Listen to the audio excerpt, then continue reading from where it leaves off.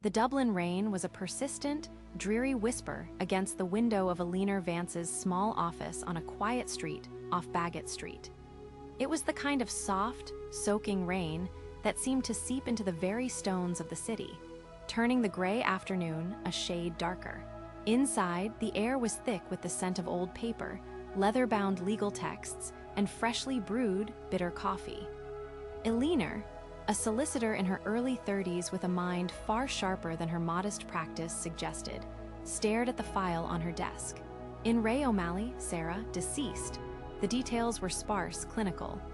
Sarah O'Malley, aged 47, had taken her own life 2 weeks prior. No note was found at her small apartment in Rainlog, just a profound sense of order that felt like its own kind of message. Her brother, Liam, was her only surviving relative and the executor of her modest estate. He was due any minute. Eleanor adjusted her glasses, her gaze drifting back to the coroner's report. The cause of death was straightforward, but the life that led to it was a blank page. Sarah had worked as a librarian at Trinity College, was unmarried, and had no children. Her colleagues described her as quiet, efficient, and intensely private. A ghost who had moved through the world leaving minimal ripples until the final, shocking wave. When the buzzer rang, its harsh sound cut through the room's quiet melancholy. A few moments later, Liam O'Malley was standing in the doorway, dripping rainwater onto the worn Persian rug. He was a man in his late 40s, his face etched with a grief so raw it seemed to have physically aged him. He clutched a large, weathered cardboard box. "Miss Vance," he said, his voice hoarse. "Thank you for seeing me. Liam, please come in. Sit down. Can I get you some tea?" He shook his head, placing the box on the floor beside the client chair with a heavy thud. "No, thank you. I brought the last of her personal things. The things from her attic. I thought you should see them, for the estate." His explanation felt flimsy, a pretext for a deeper need he couldn't articulate. "Of course," Eleanor said gently, her professional curiosity piqued by his distress. "What's in the box?" "I don't really know," he admitted, running a hand through his damp hair. "She never let anyone see this stuff, kept it locked away, said it was from before. From school." He looked at Eleanor, his eyes pleading for an understanding he couldn't provide. "She was never right after that place, St. Augustine's. She went in a happy girl, full of stories. She came out hollow, quiet, like someone had scooped out all the light from inside her. St. Augustine's Academy for girls. The name was a phantom from a bygone era. A remote, imposing boarding school run by the Sisters of Divine Mercy, nestled somewhere in the bleak, windswept wilds of County Mayo. It had closed down in the early 90s amid whispers of financial trouble and declining enrollment, but the rumors had always been darker, more insidious. Eleanor spent the next hour going through the box with Liam. It contained the expected relics of a life: old report cards, yearbooks, a few pressed flowers in a book of poetry.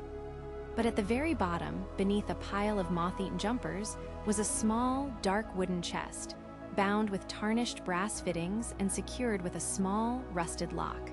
"This was it," Liam whispered, his finger tracing the lid. "This was her secret." He reached into his pocket and produced a tiny, ornate key. "She wore this on a chain around her neck, never took it off. I found it when I had to identify her." His hand trembled as he passed the key to Eleanor. Her own fingers felt cold as she took it. The air in the room grew heavy, charged with unspoken history.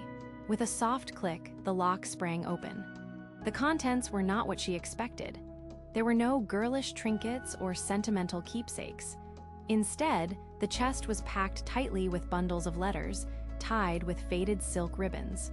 On top lay a single, dog-eared photograph. Eleanor picked it up. It was a group photo of nearly 50 teenage girls in severe, dark uniforms, standing in front of a looming, gray stone building. Their faces were a mixture of defiance, fear, and a strange, shared solemnity. They looked less like students and more like soldiers after a devastating battle. Eleanor turned it over. Scrawled on the back in shaky, cursive handwriting were the words, "St. Augustine's, the survivors, summer 1988. Beneath the inscription was a list of 48 names. A shiver traced its way down Aliner's spine as she saw that several of the names, including Sarah O'Malley, had a small, neat cross drawn beside them. 11 crosses in total. "What is it?" Liam asked, leaning forward. Aliner passed him the photograph, her attention drawn back to the letters. She carefully untied the ribbon on the top bundle. The paper was thin, almost translucent with age. The first letter was dated June 20th, 1988. It was from Sarah, addressed to a girl named Aoife. "My dearest Aoife," she knows. "I don't know how, but Sister Agatha knows about the notes." She had that look on her face today during morning prayers, the one that makes the air go cold. The one that means a storm is coming. She said our souls were stained with insolence and that a final penance was required. A penance to purify us through labor, to remind us where all sinners end up. We're all so scared. She keeps talking about the old vegetable garden behind the chapel, the one that's been fallow for years. She said we would be put to work there tomorrow night. Not to plant anything, she said with that thin, cruel smile, but to dig, to understand the discipline of the earth. Aliner stopped reading, her breath catching in her throat. The rain beat a frantic rhythm against the glass. She looked from the letter to the haunted faces in the photograph, and then to Liam, whose own face had gone pale as he stared at the list of names. The clinical details of the coroner's report, the quiet librarian, the hollowed-out woman, it all began to coalesce into a terrible, nascent shape. This wasn't just an estate to be settled. It was a tomb to be opened, and in her hands, she held the key. The hiss of the radiator was the only sound in Aliner's office, a stark contrast to the storm of emotions brewing inside her. The first letter lay on her desk, its childish script a chilling testament to a buried horror. The rain had intensified, lashing against the Georgian windows of her Dame Street office, blurring the lights of Dublin into a watercolor of melancholy. She felt a coldness that had nothing to do with the weather. The weight of the locked chest seemed to have transferred itself to her own chest, a heavy, unyielding pressure. She couldn't stop. She had to know more. With trembling hands, Aliner reached for the next bundle of letters, tied with a faded blue ribbon. The paper was thin, almost translucent with age. The date at the top read, July 12, 1988. "Dear Diary, Sister Agatha found Aoife's contraband today. It was just a small bar of Cadbury chocolate her ma'am had slipped into her bag on the last visit. A tiny piece of home. Sister Agatha called us all to the assembly hall after Vespers. She didn't raise her voice. She never does. That's the most frightening part. She held the chocolate up between her thumb and forefinger like it was a venomous spider. Gluttony, she said, her voice soft as silk but sharp as glass. It begins with a morsel of sweetness, a momentary yielding to the flesh, and it ends in the rot of the soul. She made Aoife kneel on the cold stone floor in front of everyone for 3 hours. Aoife cried, her shoulders shaking, but she made no sound. We all just had to watch. Fiona wanted to do something. I could see it in her eyes. She was clenching her fists so hard her knuckles were white. But what could we do? Sister Agatha said Aoife's penance was for all of us, a lesson in resisting worldly temptation. She watches us, all the time. I feel her eyes on my back even when she's not there. The walls of St. Augustine's have her eyes. Aliner paused, rubbing her own temples. She pictured a small girl, Aoife, kneeling for hours over a single piece of chocolate. It was psychological warfare, not discipline. She picked up another letter, this one dated a week later, July 19th, 1988. Dear Diary, Fiona got a week of silence for asking a question in theology. Sister Agatha was talking about divine punishment, how suffering purifies the soul. Fiona raised her hand and asked, but if God is all-loving, why does he need to purify us with pain? Isn't love enough? The whole room went dead quiet. You could have heard a pin drop. Sister Agatha just smiled that thin, bloodless smile of hers. An interesting question, Miss Riley. A question that suggests a mind straying from the path of faith and into the thicket of pride. Perhaps a week of silent contemplation will help you find the Lord's answer, rather than your own. So now Fiona can't speak to any of us. She writes notes and slips them under my pillow. Last night said, "She's not a nun. She's a tyrant in a habit." I burned the note straight away. I was terrified someone would find it, but I'm more terrified that Fiona is right. We're not being taught faith, we're being taught fear. The final penance she mentioned last week. It hangs over us. Every little mistake, every quiet laugh, she says it's all being tallied.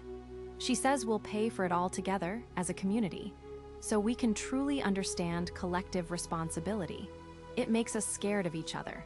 Elinor placed the letter down, her heart aching for these girls, for Sarah, the quiet observer, for Aoife, the terrified victim, for Fiona, the defiant spirit being systematically crushed. Sister Agatha wasn't just a cruel teacher. She was an architect of torment, skillfully turning the girls against one another, isolating them until the only authority was her own. The final penance was her masterpiece, the culmination of this campaign. She couldn't just be a solicitor anymore, a dispassionate administrator of a dead woman's effects. This wasn't just about settling an estate. It was about 48 girls, 11 of whom were now dead by their own hand, if the crossed-out names were any indication. The statute of limitations for physical assault had long passed, but the trauma had no expiration date. It had festered for decades, claiming lives one by one. Elinor pushed back from her mahogany desk, the letters spread before her like a map of misery. She walked over to the window, looking down at the wet street. The case files, the property deeds, the endless paperwork of her career suddenly felt trivial. This felt real. This mattered. Returning to her desk, she pulled out the photograph. The survivors, summer 1988. She looked at the faces, trying to match them to the personalities emerging from Sarah's letters. She saw a girl with wide, fearful eyes she imagined was Aoife. She saw another with a defiant tilt to her chin, surely Fiona Riley. And then she found Sarah O'Malley, a half-smile on her face that didn't quite reach her eyes, a shadow already present. Her modern solicitor's mind kicked in, channeling her grief and anger into action. She turned to her computer, the stark white screen a portal to the present. The names were written on the back of the photo, surnames and first initials. S. O'Malley, F. Riley, A. Keene, K. Doyle, M. Flanagan. She started with the name Sarah had mentioned, Fiona Riley. It was a common enough name in Ireland, but combined with the context of St. Augustine's, it was a start. She typed Fiona Riley and St. Augustine's Academy for Girls into the search bar. Nothing. The school was a ghost, defunct and scrubbed from the internet's memory, save for a few genealogical mentions of its existence in rural County Clare. Elinor leaned back, frustrated. Women marry. They change their names. Finding them after 30 years would be like searching for needles in a sprawling haystack. She decided to try a different approach. She searched for the school itself, looking for alumni groups, historical societies, anything. For 20 minutes, she hit dead end after dead end. Then, she had an idea. She modified her search, combining the school's name with more visceral terms. St. Augustine's Academy abuse, St. Augustine's Academy cruelty, Sister Agatha St. Augustine's. And then, she found it. Not a news article, not an official record, but something far more personal. It was a single post on an obscure, decade-old forum for survivors of institutional abuse in Ireland. The post was by a user named Claire Gurley-D8. The title was simple, "Anyone else from St. Augustine's?" The post was short, desperate, and raw. Is anyone out there? Anyone who was at St. Augustine's in Clare in the summer of 1988? I need to know I'm not crazy. I need to know it really happened. The garden. Does anyone else remember the garden? Elinor's blood ran cold. The garden. Sarah's first letter. It was real. Below the post, there was only one reply, posted a few days later from a different user. I remember. My sister was there. She never got over it. The forum post glowed on Elinor's screen, a digital ghost from a decade past. Claire Gurley-D8. The name echoed in the silent office, a fragile whisper across time. The response from Dublin Dad 72 was the anchor. He remembered. His daughter was there. For a moment, a wave of triumphant adrenaline washed over Elinor. The same feeling she got when she found a critical precedent in a dusty law book. But it was immediately chased by a cold undertow of reality. The post was 10 years old, a lifetime on the internet. The accounts were almost certainly dormant. She clicked on the profile for Claire Gerladiate. Last activity, June 14, 2008, the day after her post. She had asked her question and vanished. Eleanor sent a message anyway, a shot in the absolute dark. She explained who she was, mentioned Sarah O'Malley, and left her professional email address, her words feeling like a prayer dropped into a bottomless well. Then she turned to Dublin Dad 72. His profile was just as barren. Last activity, June 16, 2008. He had replied to Claire Gerladiate and disappeared too, but his username was a different kind of clue. It was less anonymous, more personal. A dad from Dublin, likely born in 1972. It wasn't much, but it was more than nothing. Eleanor's legal mind took over, shifting from grief-stricken curiosity to methodical investigation. She opened new tabs, her fingers flying across the keyboard. She ran searches for the username Dublin Dad 72 across other platforms. She found a smattering of dead accounts. A fantasy football league from 2007, a comment on a newspaper article about a local council dispute in 2009. Nothing recent, nothing with a name. She changed tactics. She pulled out the photograph of the survivors and scanned the list of names that weren't crossed out. There were 37 of them. It was a painstaking process, cross-referencing common Irish surnames with public records, searching for men born in or around 1972 who lived in Dublin and had a daughter of the right age to have been at St. Augustine's in 1988. It felt like searching for a single fish in the Irish Sea. Days blurred into a frustrating cycle of hope and failure. The city of Dublin hummed outside her window, oblivious to the ghosts she was chasing through its digital archives. She was on the verge of giving up on the lead when she tried a different angle. She went back to the newspaper article from 2009. The comment from Dublin Dad 72 was about zoning permits in the Clontarf area. It was a long shot, but she started looking for fathers in Clontarf. And that's when she saw it. On a public Facebook group for a local historical society, a post from a few years back discussed old Clontarf landmarks. One comment, from a man named Michael Doyle, mentioned walking past the old St. Augustine's grounds as a boy. His profile picture showed a kind-faced man in his late 40s or early 50s, his profile information listing him as from Dublin. Eleanor's heart hammered against her ribs. She went back to the photo, to the list of names. And there it was, 3 names down from Sarah's. Fiona Doyle. It wasn't crossed out. Fiona, the girl from Sarah's letters who had been punished with a week of silence for her defiance. Her father was Michael Doyle. He was Dublin Dad 72. Finding him was one thing, contacting him was another.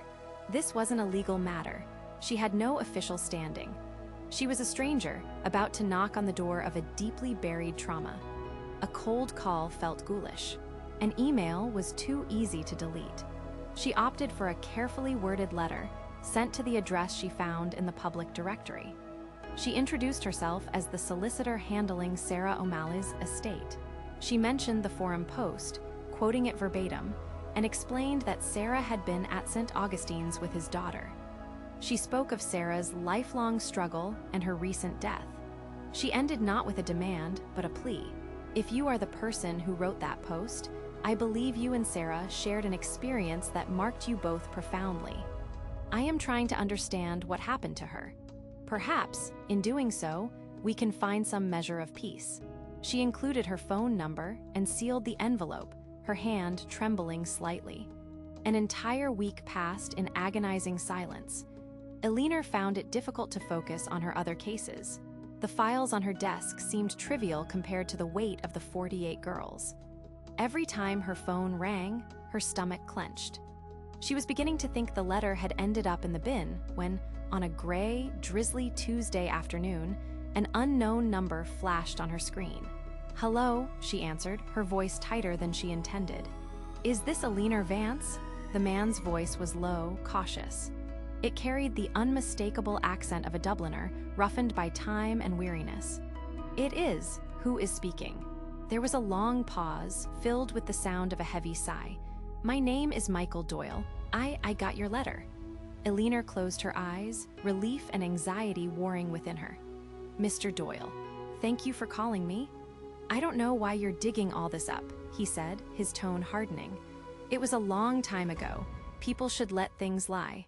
"For some people, they were never allowed to lie, Mr. Doyle," Elinor said gently. "Sarah O'Malley was one of them. Your daughter, Fiona, was she?" The question hung in the air. She could hear the conflict in his silence. The protective instinct of a father fighting against a buried need to have the truth acknowledged. "My Fiona, she's not been the same since that place," he finally admitted, his voice cracking slightly. "Not since that summer. The nightmares for years. She still won't sleep with the lights off. Hates gardening.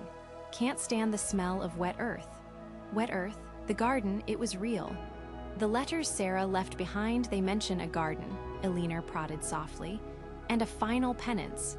"Penance," Michael scoffed, the word full of bitter venom. "That's what that monster called it. Sister Agatha, it was a disciplinary exercise, she told the parents who asked. To build character. To teach humility before God." He paused. "They came home covered in mud, exhausted. Some of the girls were hysterical. Fiona wouldn't speak for a week. We thought it was just a harsh school. We didn't know, not the half of it." "Can I meet you, Mr. Doyle?" Elinor asked, pressing her advantage. "I think we have things to talk about. Things that only you might be able to help me understand." He was quiet for a long time. She could hear the rain starting to fall outside her own window, a soft drumming that matched the beat of her heart. "Bulies on Grafton Street," he said finally. "Tomorrow, 10 o'clock, but you come alone. And we're not talking about this in front of my daughter. You don't go near her. Is that understood?" "Understood," Elinor promised, a wave of profound sadness and fragile hope washing over her. "Thank you, Michael." He hung up without another word. Elinor leaned back in her chair, the phone still pressed to her ear. The digital ghost had a name. The whispers from the past were starting to find a voice. And tomorrow, she would sit across from a man who had lived in the shadow of the garden for 30 years, a father whose daughter was one of the survivors. The air in the small cafe off Camden Street was thick with the comforting smells of roasted coffee beans and toasted scones. A stark contrast to the cold, damp gray of the Dublin morning outside. Rain streaked down the large window pane, blurring the faces of passers-by into watercolor ghosts. Elinor sat at a small wooden table in the corner, a half-empty cup of tea cooling in front of her.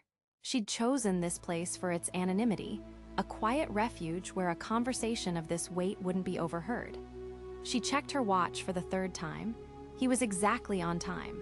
Michael Doyle looked older than his forum handle, Dublin Dad 72, suggested. The years had carved deep lines around his eyes and mouth, the kind that came not from laughter, but from worry. He wore a simple, functional coat, dark with rain, and his handshake was firm, the grip of a man who worked with his hands. He slid into the chair opposite her, his movements weary, and scanned her face with an intensity that was both scrutinizing and exhausted. "Miss Vance," he began, his voice a low rumble, foregoing any pleasantries. "I'll be honest. I nearly didn't come. Dredging all this up, I'm not sure what it accomplishes." "I understand, Michael, and I appreciate you taking the risk," Elinor said softly, meeting his gaze. "I'm not here to cause pain. Sarah O'Malley left behind letters.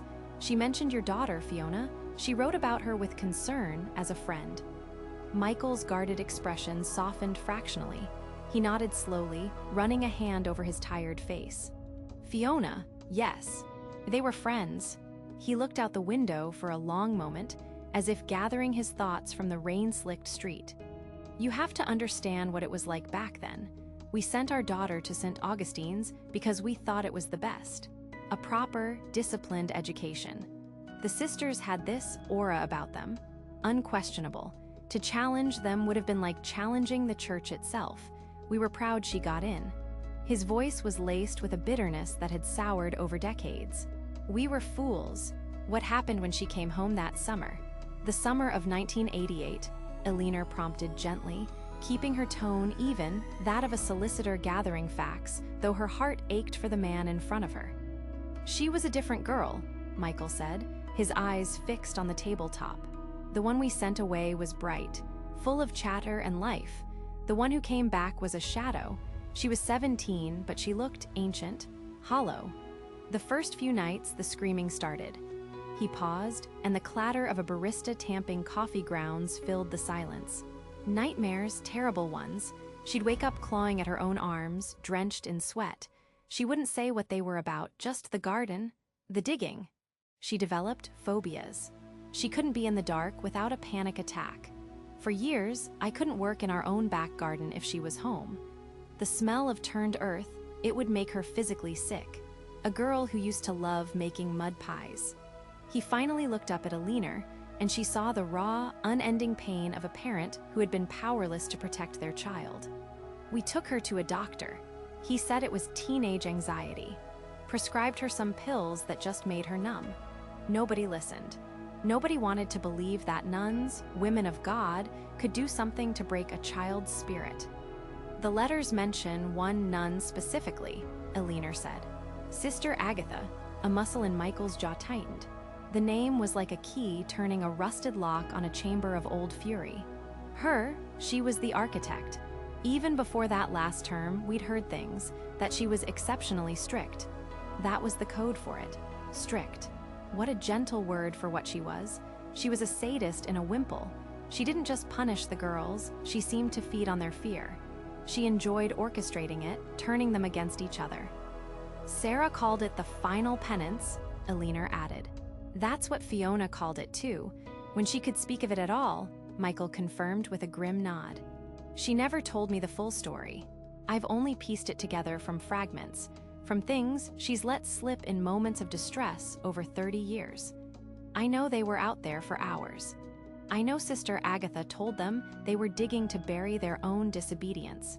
That they were worthless. I know some girls just collapsed, but there was one girl Fiona always worried about. Eliner leaned forward, her pulse quickening. This was it. Her friend, Aoife.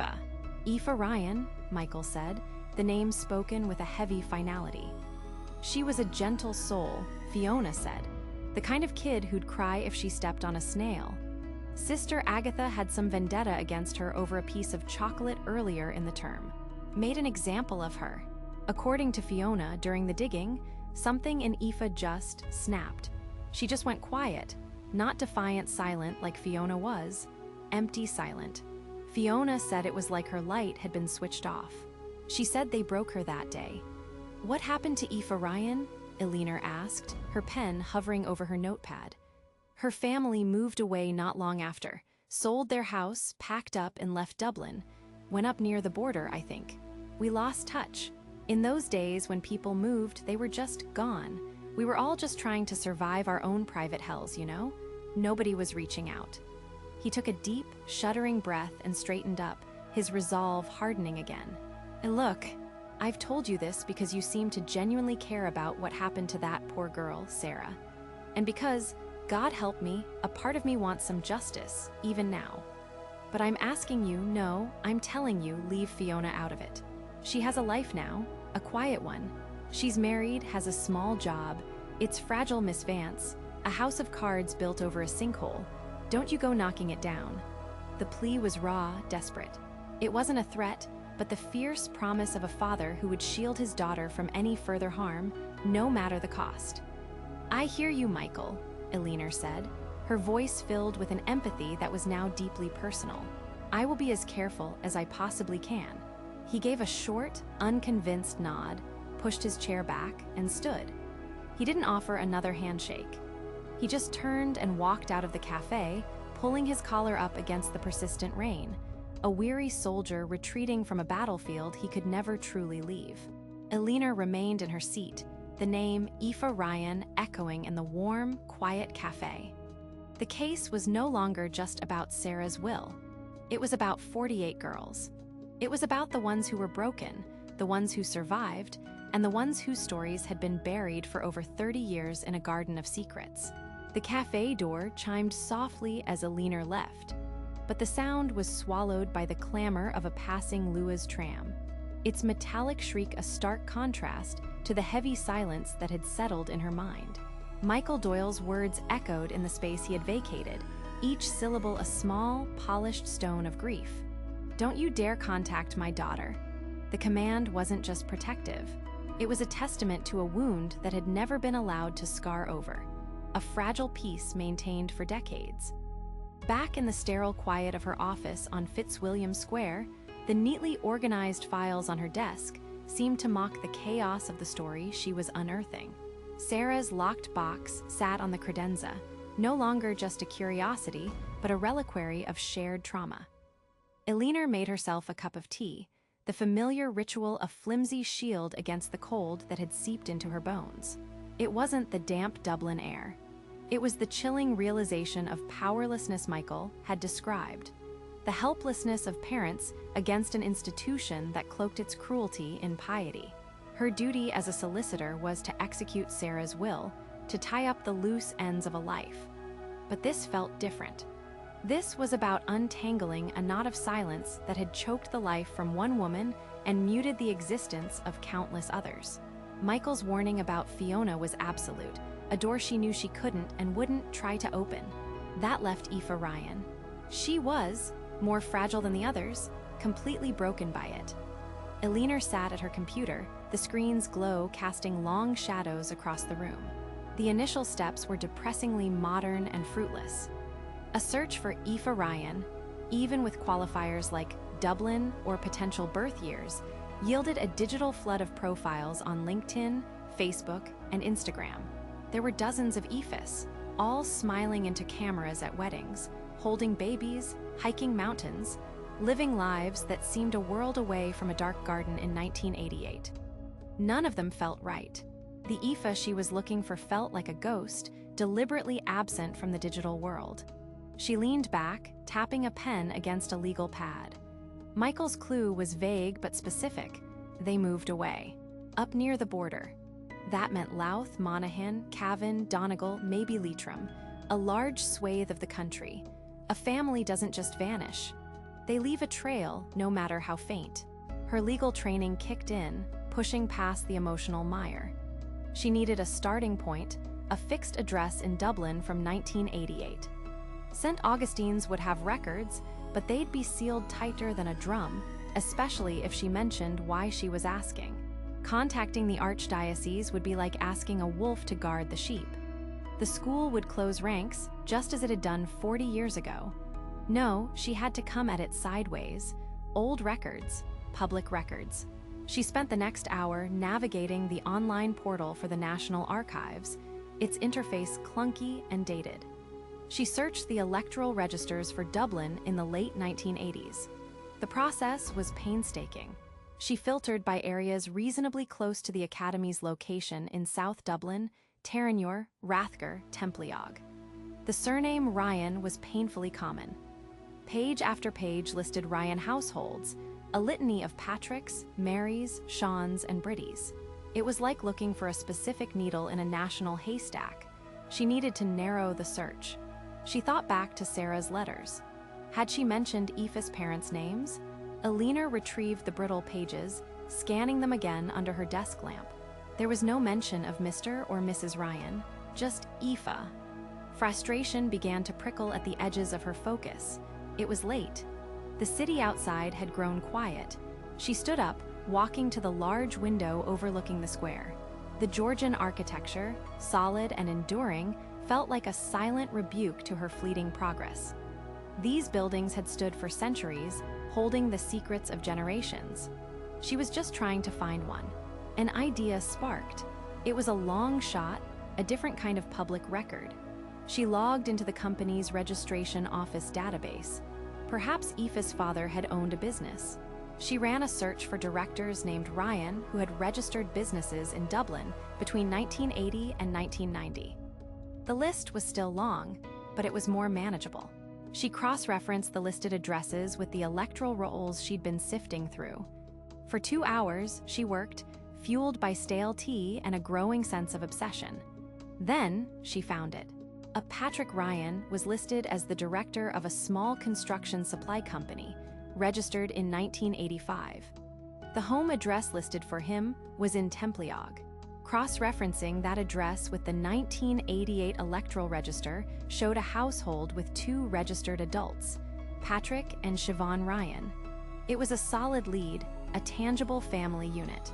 Now for the second part of the puzzle, the move. If they sold their house, there would be a record. Alina switched to the Property Registration Authority's online service. She entered the Templeogue address and searched for deeds of sale between 1988 and 1992. A hit. The property was sold in October of 1989. The purchasers were listed, but not the seller's forwarding address. A dead end. Her shoulders slumped.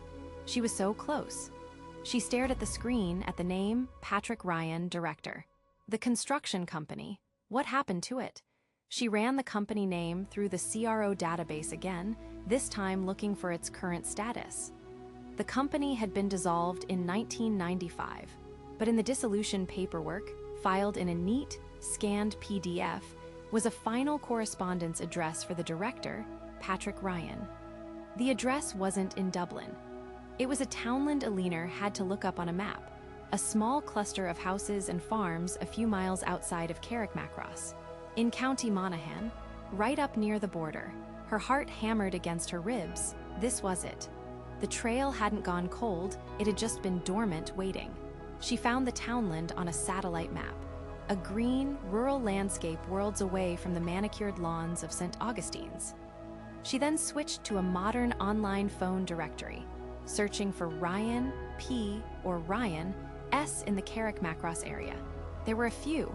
One, however, was listed at the very townland from the company dissolution form. Alina wrote the name, address, and phone number down on a fresh page of her legal pad. The ink was stark and definitive against the crisp yellow paper. She had found them. Or, at least, she had found where the ghost of Aoife Ryan had landed. The question now was what she would do with the information. Making the call would be crossing a new threshold. After her conversation with Michael Doyle, she knew she wasn't just an investigator anymore. She was a messenger, carrying news of a 40-year-old war that, for some, had never ended. And she had no idea if the person on the other end of the line would see her as a liberator or an enemy. The address and phone number for Siobhan and Combe Ryan sat on a stark white notepad on Alina's desk, an island of hard-won fact in a sea of speculation and sorrow. It was nearly 9 o'clock at night. The Dublin streets below her office window were slick with a persistent drizzle, the glow of streetlights blurring into soft, hazy pools on the wet pavement. For over an hour, she had stared at the number, a simple string of digits that felt as heavy as a gravestone. It represented a gateway to another family's private pain, and she was about to knock on it uninvited. She remembered the cold finality in Michael Doyle's voice, the raw, protective wall he had built around his daughter.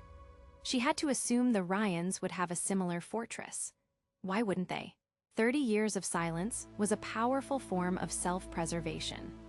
Alina pushed her chair back and walked to the window, watching the taillights of a bus bleed red as it disappeared down Dame Street. She rehearsed her opening line for the 10th time. "Hello, my name is Alina Vance. I'm a solicitor." It sounded cold, official, too aggressive. "Hello, Mrs. Ryan. My apologies for calling so late." Better, but it still didn't soften the inevitable blow of what would come next. The truth was, there was no gentle way to do this. There was no way to ask about a wound that had likely never healed without causing fresh pain. Taking a deep breath, she returned to her desk, the worn leather of her chair groaning in the quiet room. She picked up the receiver of her office phone, its weight unfamiliar in her hand in an age of lightweight mobiles. She punched in the numbers deliberately, each press of the button a small, percussive heartbeat counting down to the moment of impact. It rang once, twice. On the third ring, a woman's voice answered, cautious and laced with the soft, rolling accent of the border counties. "Hello, hello," Alina began, her own voice steadier than she expected. "Is this Siobhan Ryan?" There was a slight pause. "It is. Who's calling?" The tone wasn't hostile, just guarded. the natural response to an unknown number calling at night. "My name is Alina Vance. I'm a solicitor based in Dublin," she said, choosing the direct approach. She heard a soft intake of breath on the other end. "I apologize for calling at this hour, but I'm handling the estate of a woman who I believe your daughter may have known many years ago, a Sarah O'Malley." The silence that followed was profound. It stretched for several long seconds, filled only by the faint crackle of the phone line. Alina's heart hammered against her ribs. She had either said the exact right thing or the exact wrong one. When Siobhan Ryan finally spoke, her voice was a near whisper, fragile and thin, as if stretched across a great distance of time. "Sarah O'Malley," she repeated the name slowly, tasting it. From the school?" "Yes," Alina confirmed gently. "From St. Augustine's Academy." "Dear God," Siobhan murmured, and all the caution in her voice dissolved, replaced by a wave of something that sounded like pure, unadulterated grief. "Is this about that day?" "In the garden?" Alina closed her eyes, a wave of dizzying relief washing over her, immediately followed by a pang of empathy for the woman on the other end of the line. She didn't have to fight. She didn't have to explain. Siobhan knew. Of course she knew. "Yes, Mrs. Ryan, it is." Another sound came down the line, a choked sob that Siobhan quickly tried to stifle. I always knew one day a call would come, after all these years." Her voice trembled. "We moved. We left Dublin to get away from it. We thought if we put enough miles between us and that place, maybe Aoife could forget." "I understand," Alina said softly, though she couldn't possibly. "I am so sorry to bring this back up for you." No, Siobhan said, her voice gaining a sliver of strength, fueled perhaps by adrenaline or anger. "You're not bringing it up, dear. It never left. It's lived here with us, in this house, in my daughter's silences. It's in the way she still can't stand the smell of damp earth after it rains. It's in the nightmares she had for a decade." The description was chillingly similar to Michael's account of Fiona's suffering. It was a pattern, a shared trauma signature left by Sister Agatha. "Sarah, she took her own life, Mrs. Ryan," Alina said, deciding that the truth, however brutal, was necessary. "She left behind some letters. She wrote about what happened. She wrote about Aoife." "Oh, that poor girl. That poor girl," Siobhan wept openly now. "Aoife, she was never the same after. She was such a bright, chatty child before, full of life. And she came home that evening, and the light was gone from her eyes. Just gone. She wouldn't speak about it. None of them would. They were terrified. That nun, Sister Agatha, she put the fear of God into them. No, not of God, of herself." Alina listened, letting the woman's pain pour out, a 30-year-old dam finally breaking. This was more than she could have hoped for. It was raw, unfiltered confirmation from another primary source. "Mrs. Ryan, Siobhan," Alina ventured, changing the honorific to something more personal. "Would it be possible for me to speak with Aoife, or perhaps meet with you both? I'm not trying to cause trouble. I'm trying to understand what happened to Sarah, and it seems her story is tied to all the other girls who were there that day." There was a long, hesitant pause. Alina could picture Siobhan in her home in Monaghan, wrestling with decades of ingrained protectiveness. "She's here," Siobhan said finally. "She's a good woman, a primary school teacher, can you believe it? She loves children. She's determined to give them the kindness she never got." The pride in her voice was thick, but it was quickly followed by doubt. "But this is the one thing she will not touch. It's a locked room in her mind. I don't know if she'll open it, not even for Sarah." "I wouldn't push her," Alina assured her quickly. "The decision would have to be hers. Completely. Leave it with me," Siobhan said, her voice firming with resolve. "You've been brave enough to make this call. Let me be brave enough to have this conversation with my daughter. Can you give me your number?" Alina recited her mobile number, and Siobhan repeated it back to her. "Thank you, Alina," she said, and the use of her first name felt like a significant shift, an acceptance. "Thank you for not letting those girls be forgot." The line went dead. Alina slowly placed the receiver back in its cradle.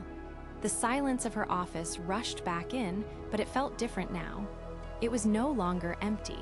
It was filled with the echo of Siobhan Ryan's voice, with the weight of her sorrow and the faint, flickering glint of hope. She had found another survivor's family. The fortress hadn't repelled her. A door had been opened, just a crack. Now, all she could do was wait and hope that Aoife Ryan was ready to walk through it. The silence in Aliner's office was a living thing, thick and heavy with unspoken words.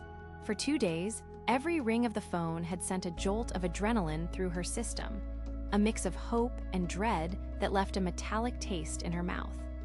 The Dublin rain lashed against the windows of her South Great George's Street office, a relentless, percussive beat that mirrored her own restless thoughts.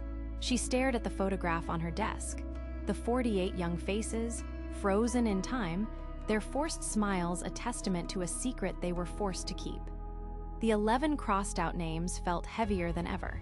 When the phone finally rang on Tuesday morning, its shrill cry cut through the drumming rain. Her hand trembled slightly as she picked it up. Aliner Vance speaking. "Aliner, it's Siobhan Ryan." The voice on the other end was weary but steady. There was a long pause, and Aliner held her breath. "She'll meet you," Siobhan said, the words weighted with a mother's exhaustion. "Aoife, she'll talk to you. She wants to, but please be gentle with her. It's taken her 30 years to even consider this."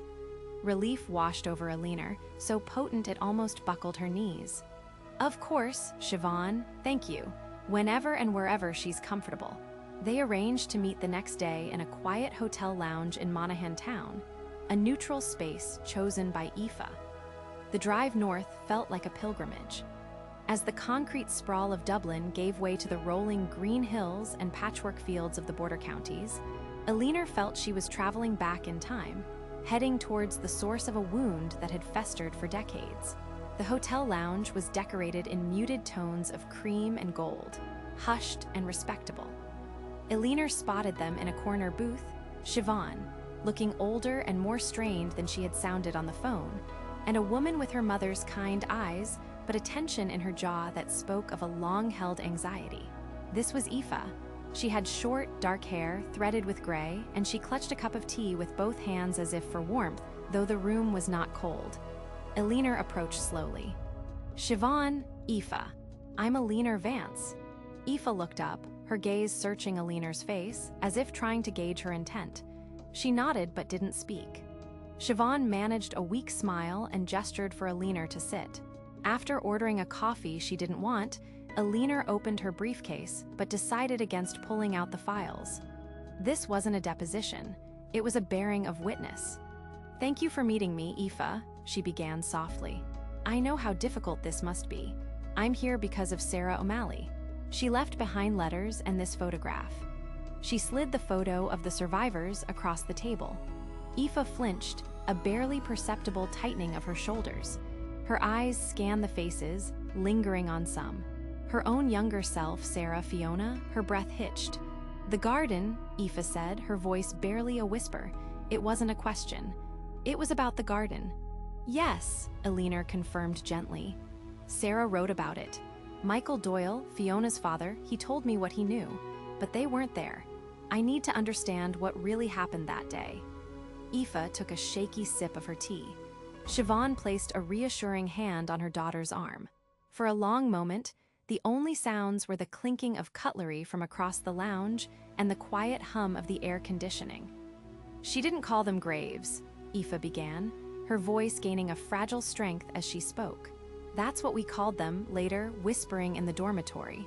She was cleverer than that. She called it a final penance, a purification." She looked out the window, but her eyes were seeing a cold afternoon in 1988. She gathered all of us, the senior class, in the old, walled garden behind the chapel. It was overgrown, neglected. She had spades and shovels lined up against the wall. She told us the school was built on ground that needed to be cleansed, and that our class, with its spirit of defiance, as she called it, was a reflection of that corruption. Her voice trembled. "We were to dig out the sin," that's what she said.